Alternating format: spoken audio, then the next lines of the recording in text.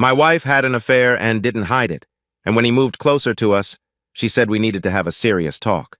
Did you know the typical high school romance only lasts about 3 weeks? Well, Lisa Carter and Mike Davis defied those odds with a relationship that spanned an astounding 40 years. They first met when Lisa was a freshman and Mike was a sophomore, and from that moment, they were inseparable. Their love was genuine, almost legendary, and it withstood the test of time without fading. Interestingly, Lisa and I were married for around 30 of those years, and during that time I truly believed our happiness was real. Our marriage was fulfilling, and the birth of our daughter Emily only strengthened our bond. Generally, I felt content during those years. Allow me to introduce myself and share some background on this significant part of my life. I am David Anderson, and Lisa has been my devoted wife for nearly 3 decades. As I mentioned, Lisa and Mike were high school sweethearts, and yes, she lost her innocence to him. It's well known that most high school relationships eventually fizzle out, but theirs seemed more like a pause since Mike was a year ahead in school. He aspired to build his wealth after graduation to marry Lisa. This was a story my wife often recounted throughout our marriage. After high school, Mike took a job on a pipeline in Alaska with his uncle, which marked the beginning of complications. Mike stopped writing shortly after arriving, leaving Lisa alone during her senior year. She briefly dated a guy named Alex, but her heart was still set on Mike. Despite Lisa's patient waiting, Mike remained absent and silent. It turned out he found fulfillment in the pipeline work and adopted a somewhat nomadic lifestyle, believing that Lisa was still waiting for him to return wealthy and sweep her off her feet. However, life goes on, and nothing stays the same. Lisa moved on, pursued higher education, earned her degree, and met me at a party when she was 24. Though I was a bit older at 29, we complemented each other well. I fell for her instantly and believed she felt the same about me. Our marriage was mostly typical, except for a hiccup 2 days before our wedding when a letter from Mike arrived asking Lisa to meet him. Thankfully, Lisa's mother stepped in, advising her to focus on her new life and not waste time on Mike. After some emotional moments during which I feared she might call off the wedding, she married me and became Mrs. Lisa Anderson. By the time Mike resurfaced, we were already on our honeymoon, and in his despair, he apparently enlisted in the Marines. After our honeymoon, we settled into our new routines, with Lisa working as a nurse and me as an insurance adjuster for a major company. While our marriage remained strong, there was a recurring issue. Mike began texting Lisa, and she responded willingly. When I questioned this, she became defensive, insisting he was just an old friend who needed support. I was aware of their correspondence and her reciprocal letters. Despite efforts from both her family and myself, she persisted until news arrived that he had married someone at his station, ending their communication and restoring my peace of mind. Over the next 3 years, she received just 3 Christmas cards from Mike, and that was the extent of it. During this pause in communication with Mike, our daughter Emily was born. With our newborn in tow, Lisa and I worked diligently to build a home and farm to provide Emily with a good life. Those were indeed good days, and we worked together harmoniously to raise our child. However, as often happens, a disruption arose. One day, Lisa received a letter from Mike. Although she never discussed it, I noticed our stamp consumption increasing, leading me to conclude she had resumed correspondence with him. Despite this, I chose to overlook it, considering his duty to protect democracy while I ensured my family's well-being. If they chose to write to each other, I deemed it their business, regardless of my sentiments. Eventually, Lisa began sharing tidbits she had gleaned from Mike. He had divorced his first wife, but remarried, seen combat, and was apparently highly decorated. While I listened with only partial attention, Lisa spoke with pride about her former Marine. I gently corrected her, reminding her he preferred to be called a Marine, not a soldier. Lisa chuckled sweetly and remarked that she should be cautious. Watching her discuss him saddened me, yet I hoped she would move on and focus on our family. Unfortunately, that day never came. Mike had served in the Marines for 30 years, experienced 3 marriages and divorces, and garnered enough medals to rival General Patton. I realized with dismay that while Mike had become more charming to my wife over the years, I had simply grown older and more predictable. My only solace was the hope that Mike, upon discharge, would settle far from us. Regrettably, that was not the case. Our daughter Emily is now a grown woman, married to a wonderful man named John Lewis. Even more delightful news is that they are expecting their first child. At 60, I eagerly anticipate reaching the milestone age of 65 when I can retire and enjoy my remaining years in peace and tranquility. Lisa still looks as radiant as ever and has the ability to make my heart skip a beat. Little did I realize that the peace in my life would soon be shattered. One Thursday upon returning home, I found Lisa dressed impeccably, informing me of a dinner reservation at 700. Initially perplexed, I searched my memory for any forgotten anniversary or birthday, only to realize that was not the case. So I went along with it, heading to our bedroom to freshen up and attempt to match Lisa's elegance.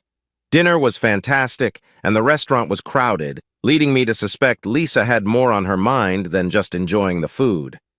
As we neared the end of our meal, I leaned in and said, "All right, Lisa, spill it. I'm in a good mood and won't make a scene." One of my quirks is that I never lose my cool in public. Years in the insurance industry have trained me to keep my composure, a habit that's carried into my personal life. Lisa knew this well, so whenever she had troubling news, she'd choose a public setting to deliver it. Tonight, something felt off just by looking at her face. After 30 years together, you get good at reading your partner. I had a sinking feeling tonight, convinced something would ruin my evening. Finally, with evident hesitation, she broke the silence. "David, you should know that Mike is back." Instantly, a wave of nausea hit me, though I knew it wasn't the food. I stared at her, waiting for more details, but Lisa just gazed back at me with a somber expression. Finally, I broke the awkward silence. "When you say back, do you mean from a vacation?" She shook her head and replied softly, "No, David. He was discharged from the army and bought a house 2 streets away from us." My anxiety spiked and I interrupted, "And he's moving in with his, what, 3rd wife?" She replied quietly, "No, he's divorced again, and he lost part of his pension because of her." Trying to contain my anger, I muttered, "Damn, this is too much." Some nearby diners glanced our way. My frustration wasn't about Mike losing his pension, but because he had moved so close and I needed to understand why. I pressed on, "Lisa, you haven't met up with Mike, have you?" Her face gave me the answer. She didn't even respond. When I followed up, "And how did this happen, Lisa?" She looked downcast and said, "Yesterday, he came by our house to tell me we're now neighbors." My heart pounded as I continued questioning, fearing the worst. "Did you sleep with him, Lisa?" Her expression revealed everything before she admitted, "I did, David, but it's not what you think." I glared at her, almost growling. "I believe my wife cheated on me. Now explain why this isn't what I think it is. He needed me, David. When he came to me, he seemed so lost. He's struggling with anxiety or something from the divorce, and he needed me desperately. I love you, David, but I realize I still love Mike, too." There it was. My wife had slept with Mike, using his PTSD and divorce as a way back into her heart and bed. I looked her straight in the eye and said firmly, "All right, Lisa, the damage is done. We can work through this, but you can't sleep with him again, understand?" She tearfully replied, "I can't promise that, David. I love him, and he needs me more than you." Hearing that was devastating, but a public restaurant wasn't the place for our private drama. I signaled for the bill. 10 minutes later, we were in the car heading home when I brought it up again. "Lisa, how can you be with him knowing you're married? Have you forgotten our vows from nearly 30 years ago? Remember forsaking all others?"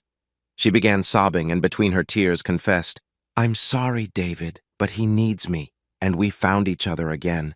I can't bear the thought of losing either of you. I was at a loss for what to say or do to make her let him go." Frustrated, I exclaimed, "What then?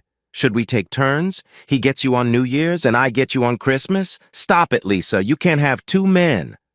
She stopped crying and gave me a strange look. "How about a break, David?" I was taken aback. "What are you suggesting, Lisa?" She shifted the topic.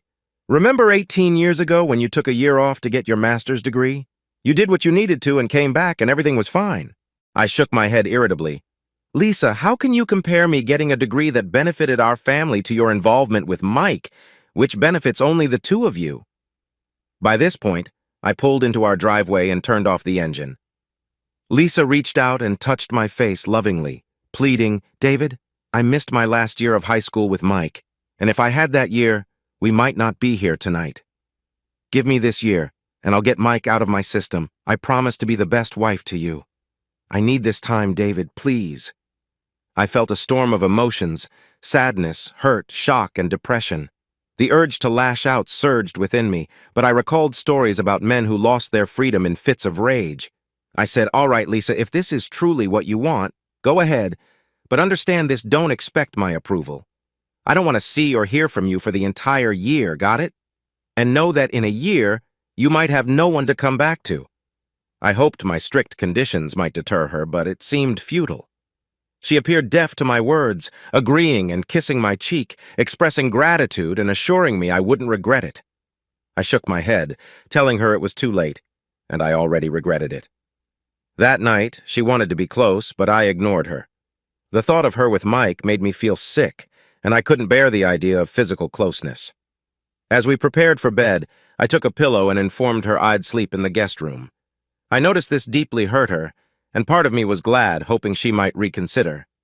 The following morning, I woke up hoping last night was just a bad dream and that Lisa would have a change of heart. I was wrong. In the kitchen, she was making breakfast, looking as if she had just won the lottery. She smiled at me and pointed to the calendar on the wall. Today's date, June 6th, was circled with a thick black line. Sitting at the table, I thought about the irony. In 1944, thousands fought to liberate Europe from tyranny, and today I lost my wife to another form of oppression. Lisa seemed almost euphoric as she served breakfast, saying, I understand your concerns, David, but a year from today I'll return and be solely yours. I need this time to sort things out and clear my head, and I promise you won't regret it. She smiled contentedly before continuing. I called Mike this morning while you were still asleep and told him you agreed to my vacation. Hell, pick me up in an hour. Every word she spoke made my heart sink, but I felt compelled to give her another chance. Lisa, you don't have to do this. Take more time to reconsider. You can't be sure that in a year you'll be free of him. Focus on freeing yourself from his hold and repairing our marriage. Don't risk destroying what we have. She grinned at me with an air of superiority and spoke gently. David, I appreciate the love you've shown by granting me this time. Trust me, I know what I'm doing. Our marriage will be even stronger when I return. She said confidently, Now I need to finish packing, so please eat your breakfast. With those words, she left the kitchen, effectively marking her emotional departure from our relationship. Despite the tasteless meal, I forced myself to finish eating and then went to get dressed. Entering our bedroom, I was met with the sight of Lisa's 3 large suitcases, all packed and ready. She smiled at me with a mix of affection and determination and said, I think I've got everything. Please take these bags to the porch for Mike. I stared at her in disbelief before saying, No. Her face registered shock at my refusal. Continuing, I added, If you're determined to throw away 30 years of marriage, you and that man can carry your bags yourselves. I won't help you in this ridiculous endeavor, is that clear? Lisa seemed on the verge of tears before snapping back. Mike is not ridiculous. He's a wonderful man and a hero who served our country. He's done more than you ever have. I turned away, muttering, Yes, he has medals while I've worked 5 days a week to provide for you and our daughter, but sure, that was meaningless. Lisa struggled to haul her luggage downstairs, glaring at me with every trip. Soon after, a car pulled up, and a man I assumed to be Mike started loading her bags. Lisa called out to him, I'll be right there, before coming back to say goodbye. We stood facing each other awkwardly until I broke the silence. If you're really going through with this, remember the terms, no contact for the entire year. I could see reality starting to hit her as she replied meekly, I understand, David, but it'll all work out, you'll see. Remember, you agreed to give me this year. She waited for my response, but I stayed silent. Finally, looking more uncertain, she said softly, I really do love you. She leaned in for a kiss, but I turned away, so she settled for a touch on my cheek. Hastily, I said, I can't kiss you knowing you're going to him. Tears streamed down her face as she rushed out of the house and into his arms. From the doorway, I watched her embrace him passionately, feeling rage boil within me.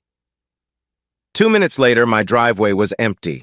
reflecting the emptiness inside me as I realized my wife was now with another man. I called in sick to work that morning and headed straight to the hardware store to buy new locks. I spent the entire morning changing every lock on the house and updating the security codes. This task kept me busy and distracted, but once I finished, the sadness crashed over me like a tidal wave. In my despair, I did what many do. I turned off our home phone and started drinking heavily. Though I hoped to numb the pain of losing Lisa, it was a futile effort.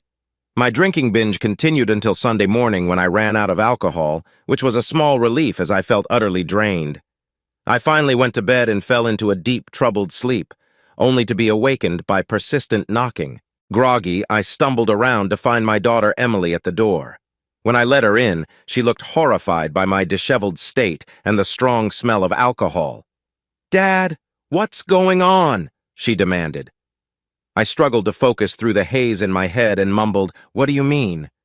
She gave me a concerned look, guiding me to the kitchen. "You need coffee and food, Dad. Then you can explain what's been happening." An hour later, with food in my stomach and a cup of coffee in my hand, I told her everything I knew about her mother and Mike. Her reaction was one of utter shock. "Dad, let me get this straight. Mom is taking a year-long break from our marriage to rekindle things with her high school boyfriend?" I nodded, saying, "Yes, something like that." Her questions echoed the ones I had been wrestling with. "What's your plan, Dad?" I looked her in the eyes and said, "Tomorrow, I'm calling in sick again and consulting a lawyer." Emily looked heartbroken and suggested, "I can't believe Mom would do this. Maybe she's having a mental breakdown." I replied blankly, "I honestly don't know, Emily." She looked at me with a sorrowful expression I hadn't seen before. "I'm at a loss, Dad. I want to tell you to reconsider, but this seems like your best option." Emily stayed with me for several hours, even preparing dinner before she left. She kissed me goodbye and apologized again before departing. I asked, "Why did you come today?" She looked at me sadly. "Mom called and asked me to check on you. She didn't say why or where she was." I nodded, pretending to understand. "All right, thanks, and drive safely, dear." I felt terrible on Monday but had a meeting with a lawyer. My suspicions about Lisa were confirmed. The divorce proceedings would lean in my favor due to her infidelity, preventing her from claiming half my pension. However, other shared assets remained unresolved. This break could present an opportunity to settle those matters. The next 3 weeks flew by, and I was surprised by how easily I adapted to being alone. On the positive side, I no longer felt the burden of being responsible for another person. However, the downside was the loneliness of waking up and going to bed alone. I didn't hear from Lisa until mid-July. One Saturday, I visited a posh tavern in town. While I sat at the bar, they walked in holding hands like love-struck teenagers, completely oblivious to my presence. Watching them, I saw Mike's muscular, moderately attractive appearance and understood Lisa's attraction. However, he seemed controlling, and she followed his lead submissively. He talked, and she listened intently. As she headed to the restroom, she finally noticed me and gave a timid smile. When she came out, she approached me hesitantly. "Hello, David, how are you?" Despite my urge to lash out, I kept my cool and replied, "Oh, as well as one can be when their wife of 30 years leaves for another man. What do you need?" My sarcastic tone confused her, but she held her ground. "David, I need to get into the house. I left some personal things there, but my key didn't work when I tried the other day." I smiled, maintaining a friendly tone. "Well, Lisa, it shouldn't surprise you that your key doesn't work in my house, since you don't live there anymore." She looked puzzled as I continued. "I think you better get back to your boyfriend before he gets worried." Tears welled up in her eyes as she turned and walked away. I resumed focusing on my drink. 2 minutes later, I felt a rough hand on my shoulder, spinning me around to face an angry Mike. "Hey, idiot, you made my woman cry, and I don't like it." He looked ready to hit me, and my heart raced, knowing he could overpower me before anyone could intervene. Summoning more courage than I felt, I went on the offensive. "You're talking about my wife, not your woman. Since you stole her, you have no right to interfere in our matters. Hit me if you want, but think about what happens when the police get involved," I snapped, holding my ground. I could see Mike struggling to process my words, knowing he wasn't exactly the brightest bulb in the box. This gave me the confidence to press on. "You have 2 choices: punch me and spend time in jail, or walk away and mind your own business." My heart raced as I spoke, but I maintained a facade of bravado. Mike glared at me, fists clenched, but before he could decide, the manager approached us, asking if there was a problem. Mike shot him a look of contempt before muttering, "No problem," and slinking back toward Lisa. 5 minutes later, they settled their bill and left. On the drive home, my mind raced with thoughts about what personal items Lisa might want from the house. Determined to find out, I spent hours searching through every nook and cranny. Finally, buried beneath some old clothes in her closet, I found a stack of letters from Mike to Lisa. As I read through them, it became clear that their affair had been brewing for years. One letter, dated 5 years earlier, read, "It's comforting to know you still miss me. When I come back, we'll be together. You'll have to find a way to get rid of your weak husband." Reading through the letters felt like leafing through a tawdry romance novel. Many detailed their plans or reminisced about their high school days. By the time I finished, it was evident that life without Lisa was going to be simpler, albeit lonelier. I didn't hear from Lisa until my birthday on September 1st. Coming home from work, I found a covered dish and a birthday card on the porch. Bringing them inside, I saw she had made my favorite stew. The card read, "Happy birthday, David. With a note inside, I know we're not supposed to communicate, but I couldn't ignore your birthday. I dream about us every night, and by the end of this year, I will be yours and he will be gone. Please never stop loving me or abandon us. Love, Lisa." My daughter Emily had been keeping a close eye on me since Lisa left. She called me on my birthday. After some small talk, she got to the point. "Dad, you know my due date is in 3 weeks, right?" "Of course, honey. How could I forget? Your mom and I are thrilled about the birth of our first grandchild." There was a brief pause before Emily continued. "Dad, John, and I had dinner with Mom and Mike last night. Mom wants to be there when the baby is born, and she wants Mike to be there too. I know you and Mom agreed not to communicate for a year, but can you make an exception for me just this once?" The news that Emily and her husband had dined with them stunned me, but I didn't want to ruin the occasion of my first grandchild's birth. "All right, Emily, she can come, and she can bring him if necessary." Emily immediately corrected me. "Dad, stop calling him him. He's not a bad guy, and he makes Mom happy. I haven't seen her this joyful in years." Anger surged through me. "Your grandmother had strong words for him years ago, and nothing has changed. Now you're all dining together and you're defending him. He's slowly tearing our family apart. Just tell me, when are you going to start calling him Dad?" Emily quickly responded, her regret clear. "Dad, I'm sorry, I didn't mean it like that. I can imagine how you feel, and I'm truly sorry." I cut her off coldly. "It's okay, forget about it. I have something in the oven. Behave yourself." She said she loved me and hung up. It was then that I realized my life would never be the same, and I needed to take action. First, I began liquidating my assets to reduce my net worth. Second, I faced my fears and re-entered the world. The next few days were stressful.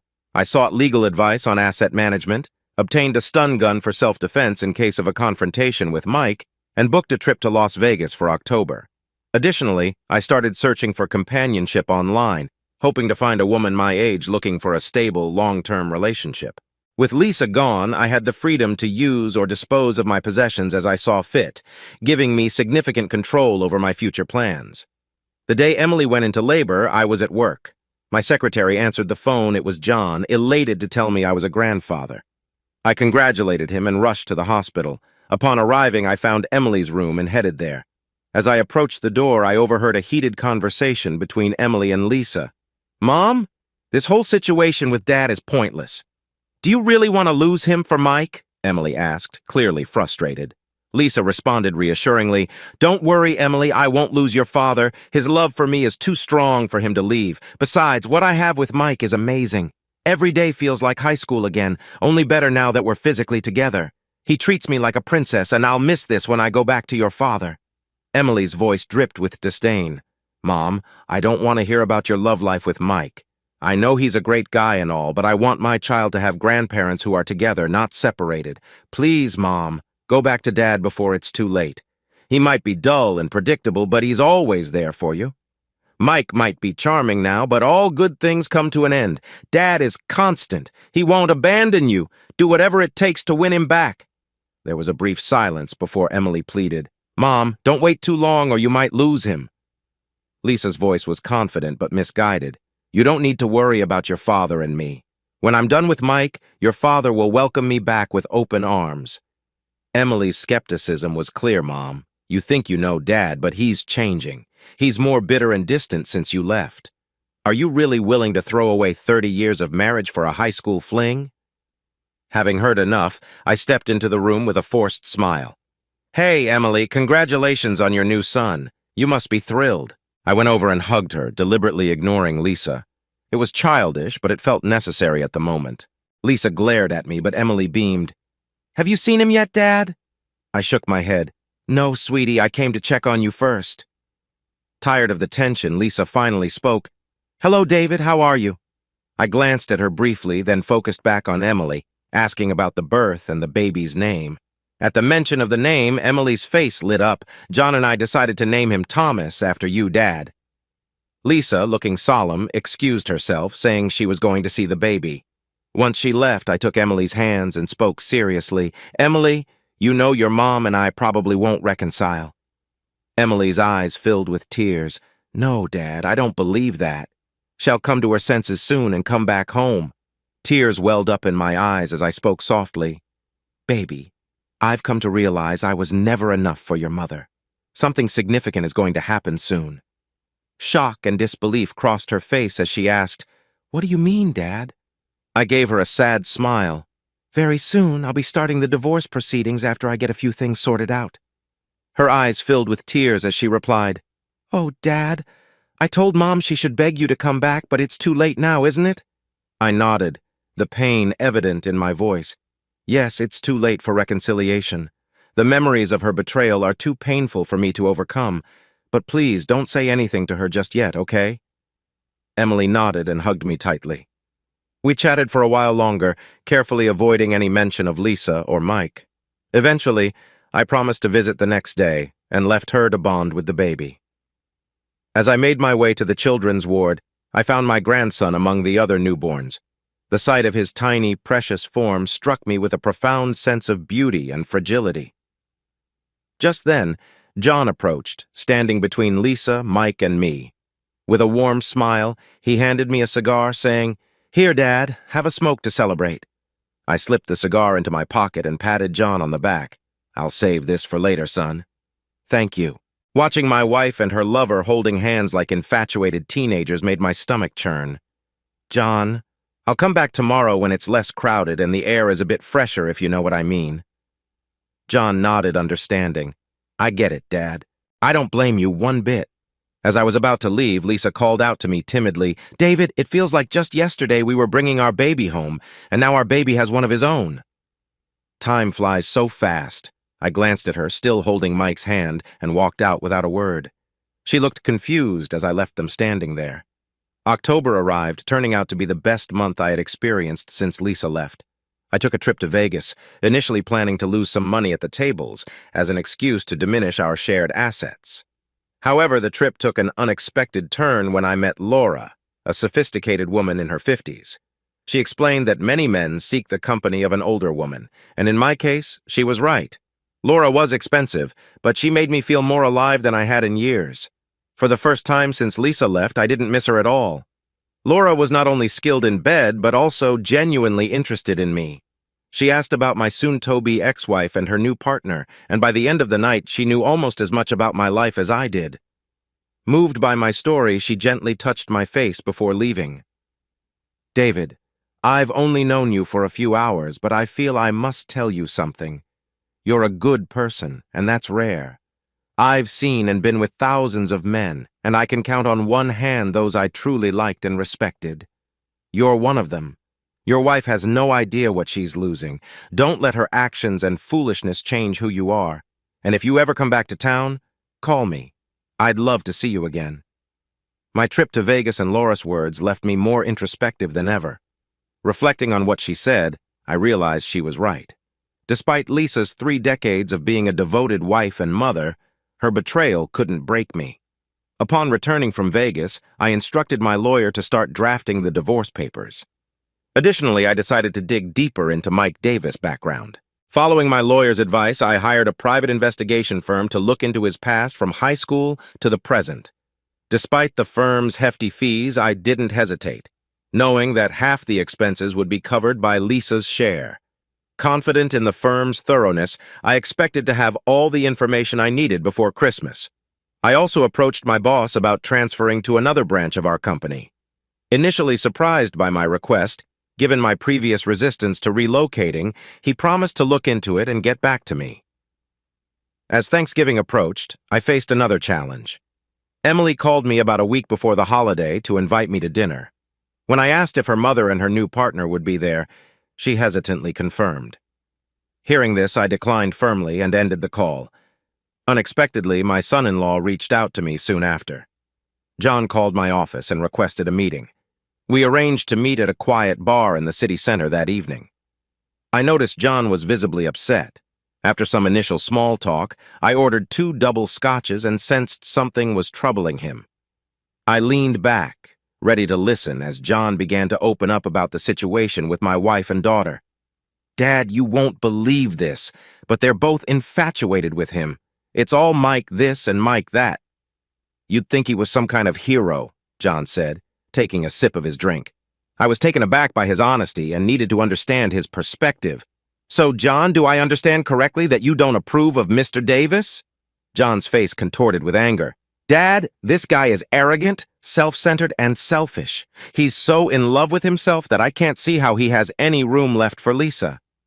Realizing his outburst, he quickly apologized. "Sorry, Dad, I didn't mean to disrespect her." I smiled reassuringly. "No worries, son. I'm not offended. But tell me, when did you start calling her Lisa instead of Mom? He seemed hurt since she left you." "I've lost all respect for her." Curious, I probed further. "Why did her departure affect you so much, if you don't mind me asking?" His face flushed with anger again. "I'm sure you noticed that during my time with Emily, I never talked about my parents, and I appreciate you never asking. The truth is, my mother cheated on my father. They split, and my dad never recovered. He drank himself into oblivion, and my mother died in a car accident with her lover. I despise cheaters, and now that Lisa has become one, I can't stand her. I'm pretending for Emily's sake, but I'm worried."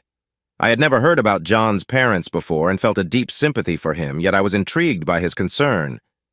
"John, you mentioned being worried. What's on your mind, son?" He took a deep drink, ordered another round, and then turned to me. "I might upset you with this, but you asked. The saying like mother, like daughter, worries me. If Lisa has turned into a cheater and keeps praising it to Emily, how long before Emily gets tempted to stray too?" I raised my eyebrows at his concern. "I understand where you're coming from." I took a thoughtful sip of my drink, considering my next steps. "Listen, John, don't lose hope. I have some surprises up my sleeve, and I think things might start to change in the new year. Also, strictly between us, I've got plans to make this Christmas special for you and Emily, but not so much for others, if you catch my drift." John's smile appeared for the first time since we sat down, and he spent the next 15 minutes trying to extract more information from me without success. As we wrapped up, I smiled again. "Aren't you forgetting something, John?" He looked puzzled. "What's that, Dad?" I put a hand on his shoulder. "Should you try to persuade me to come to Thanksgiving?" John's smile widened. "Oops, okay. Will you come to Thanksgiving, Dad?" I shook my head. "No, but I appreciate the invite." Emily called twice more before Thanksgiving, pleading for my attendance until I finally put my foot down. "Look, Emily, when your mother left me in June, I made it clear there'd be no contact for a year. She wanted to end our marriage. I've already broken that rule once for little Thomas's birth, but I won't break bread with them. Is that understood?" The holiday came, and I had a frozen dinner. I felt lonely and sad, but it was better than watching Lisa and Mike exchange affectionate looks. December arrived, bringing the prospect of another family holiday, which I dreaded. However, I knew it would be the last one I had to endure. December turned out to be quite eventful. Firstly, the company offered me a position in Spokane, Washington, starting in January, and I accepted it. Secondly, the private investigator's report on Mike Davis came through, and it was eye-opening. Mike had a history riddled with infidelity. 3 ex-wives had divorced him due to his cheating ways, and he had children from multiple women, each requiring child support payments. His last wife had taken half his pension in their divorce, and he had been demoted from an E8 to an E6 in his final year in the Corps. In short, His financial and moral standing was far from exemplary. The best part was that Lisa would receive her divorce papers on the first business day after Christmas. Ah, the holiday spirit was truly kicking in for me. I called Emily to discuss Christmas plans, and once again she insisted on a family gathering. When I asked if Mike would be attending, Emily got upset. "Dad, you need to accept that he's part of our family now, whether you like it or not." I cut her off. "Right, I don't like it, but for the child's sake, I'll be there." Emily seemed genuinely pleased. "Thank you, Dad. This will make everyone so happy." I doubted it, but I kept that to myself.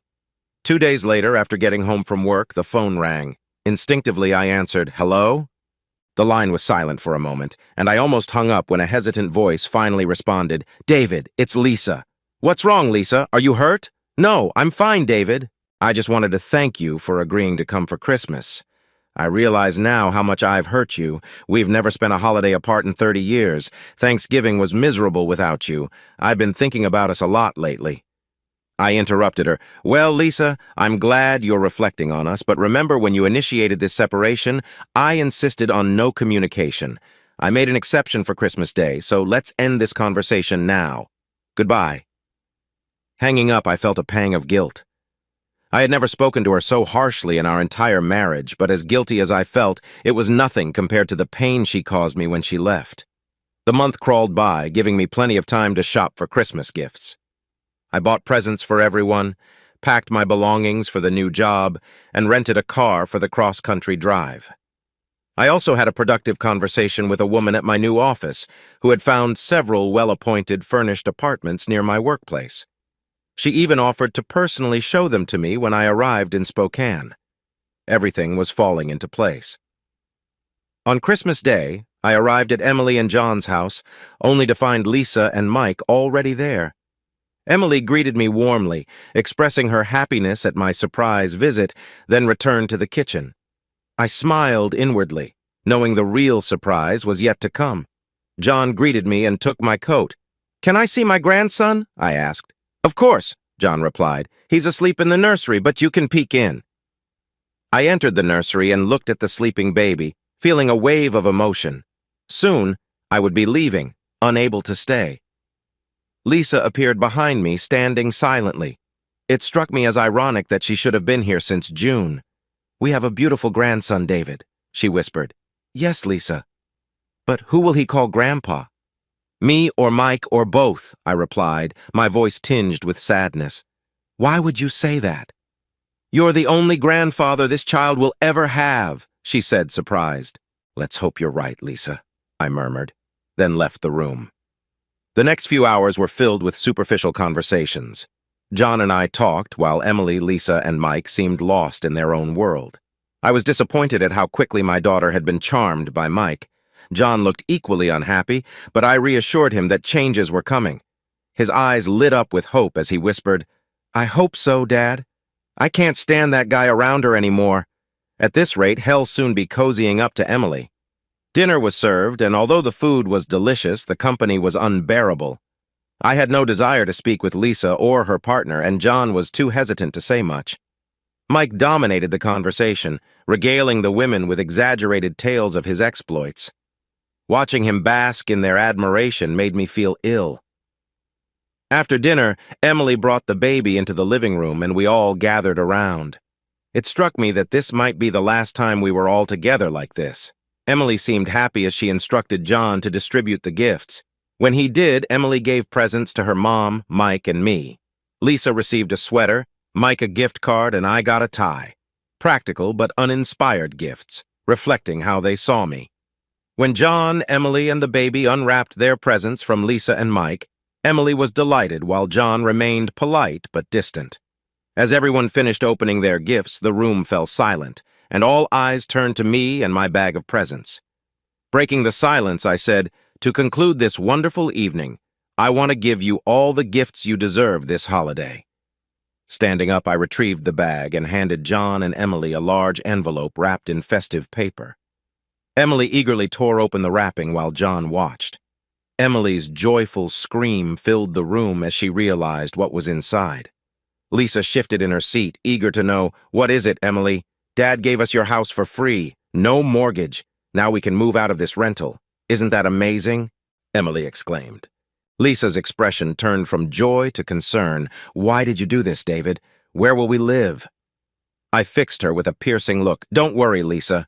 I've got everything figured out. Here, this is for you. I handed her a card and a wrapped box. She unwrapped the box to find a bracelet. Her surprise was evident as she examined it. Look at the inscription. Lisa turned the bracelet over, revealing the words, "Thank you for the best 30 years of my life. David." I glanced at Mike, noting his displeasure. David, thank you. This is lovely, but you forgot to write with love, she said, puzzled. I didn't forget, Lisa. I chose not to lie. My love for you has faded these past months. This bracelet is my farewell and a reminder of what you sacrificed for your partner. You'll also receive divorce papers on Monday. Emily gasped, while Lisa's face contorted in disbelief and despair. I nodded toward the card. I tried to express gratitude for the good years and our daughter. There's also a check for half our liquid assets. Though it's not much, $195,000 was spent during your absence. The house was intended for our daughter when you left our marriage. I explained it all in the card. Turning to Mike, I sensed the tension building. And this gift is for you. I handed Lisa another envelope. She looked stunned as she opened it. Inside is the full account of what your lover has been up to since high school. You'll find it enlightening. Before I could finish, Mike exploded. I'll ruin you! He collapsed as my stun gun made contact, ensuring he stayed down. Emily and Lisa stood up, horrified, as I administered another shock to Mike's groin to keep him incapacitated.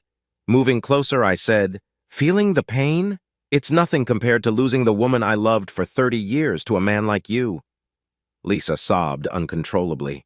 I turned to her. I know I'm not as exciting as your sergeant, but I won't forget what you did. I administered another shock, enjoying his convulsions. This never gets old. Summoning more courage than I felt, I added, since you seem to enjoy your affair, I'm giving you the ultimate gift, Lisa, freedom. Now you can live pampered by day and entertained by night, perfect for a traitor like you. Lisa struggled to speak, tears streaming down her face. No, it wasn't supposed to be like this. I was going to come back to you in June, David. I love you. She trembled and Emily rushed to her side. I zapped Mike once more before John intervened nervously. Dad, you might seriously hurt him. Standing over Mike, I looked at the two women I loved most. I'm leaving now. Thanks for the lovely day and the wonderful life. As for seeing me again, don't count on it. Both women were speechless, staring at me as if I were a stranger. John handed me my coat, grinning with satisfaction. Before leaving, I addressed Emily, who looked at me with fear for the first time. Emily, take this as a lesson. If you follow your mother's path, you'll lose everything: your husband, your home, and the love of your life.